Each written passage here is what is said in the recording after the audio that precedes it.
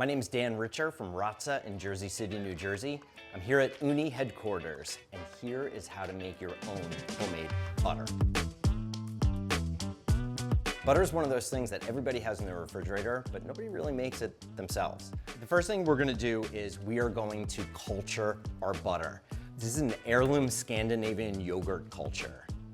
This has been around for hundreds of years, but you can actually use pretty much any plain yogurt, as long as it doesn't have any additional ingredients like stabilizers or anything like that.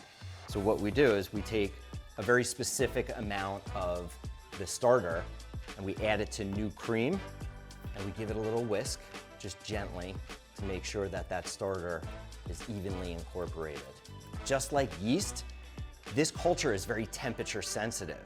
So the higher the temperature, the faster it cultures. So we're gonna keep stirring until it's fully dissolved. And now we're gonna cover it and we're gonna let it ferment for 8 to 12 hours until it's nice and thick. Then we put it into the refrigerator to lower the temperature to anywhere between 50 and 60 degrees. Then we're going to churn it into butter. So now we're gonna take our cultured cream and I'm gonna do one by hand with a bowl and a whisk, and the other one I'm gonna do in this mixer.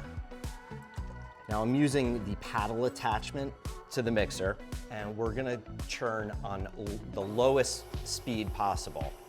And it should take 15 to 20 minutes of agitation, and that cream is going to separate into butter and buttermilk. You can do this so simply by just whisking the cream. My kids love doing this.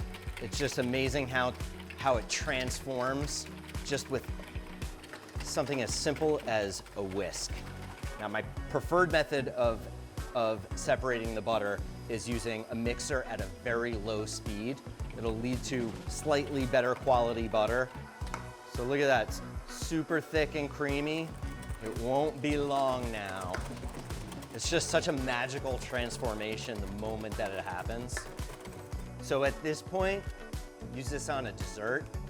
Ooh, baby. So you can see it's starting to get grainy now. The stages of butter. So now it's remarkably getting easier because the fat is separating from the water. You see it starting to separate? We have butter. We got butter.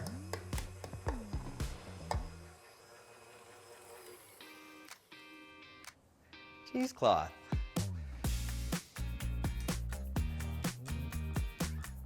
So we're gonna line a strainer with cheesecloth or butter muslin, and then we're going to pour our butter and buttermilk into it. All right, look at this. So good.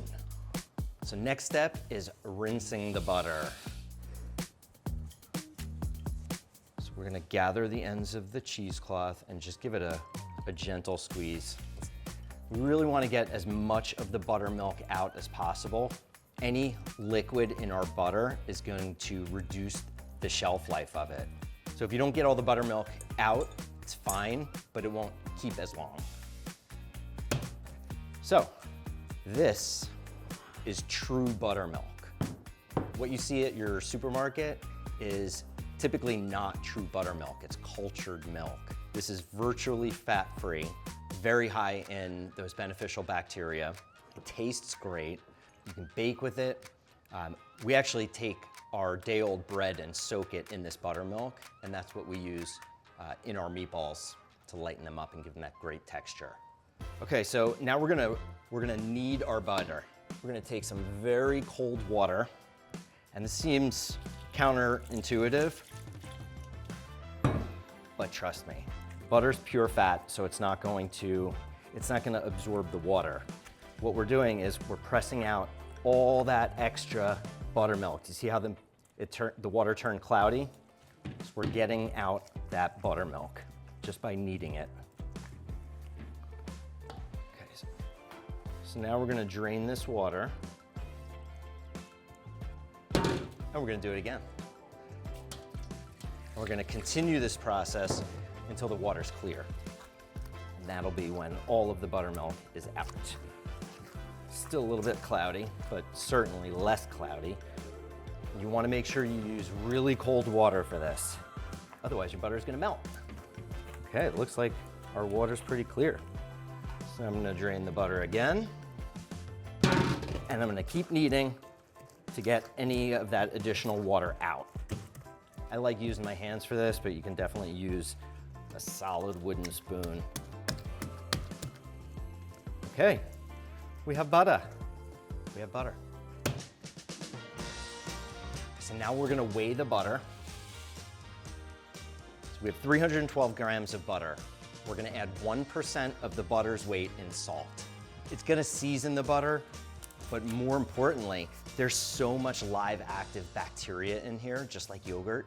We wanna control the fermentation. It's one of the reasons we add salt to pizza dough is to control fermentation. This is gonna do the same thing. You can skip the salt, you can reduce the salt, you don't have to add any salt at all. And then we're just gonna work that salt in. You can use your hands for this, but I already took off those gloves. Okay, we're done.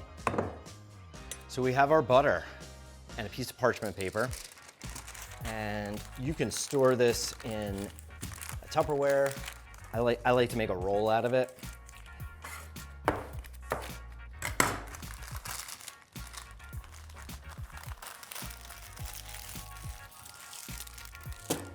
Butter right into the fridge. Or no, keep it at room temperature. It's even better. Let's eat it. I like to do a nice little swipe. We're gonna sprinkle just a little bit of sea salt on it. So we took some of our leftover pizza dough and baked a little loaf of bread in that oven, and we have our homemade butter. The bread's just barely warm. The butter's at about 65 degrees. Perfect for spreading. And it's go time. Look at that.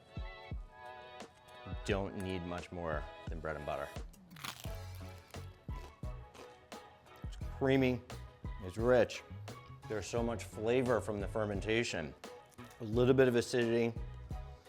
It's got this cheese-like tang to it. It's so good. I can't stop.